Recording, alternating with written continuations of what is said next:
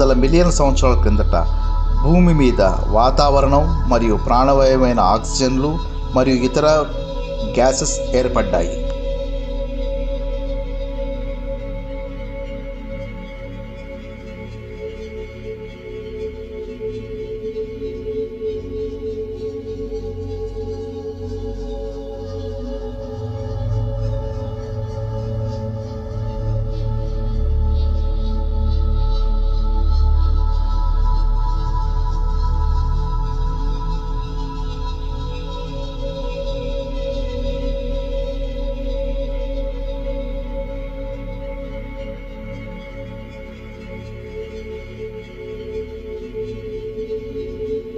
ఈ వాతావరణ చర్యల వలన సముద్ర గర్భంలోనూ భూమిపైన జీవజాతులు వృక్ష సంపదలు ఏర్పడ్డాయి.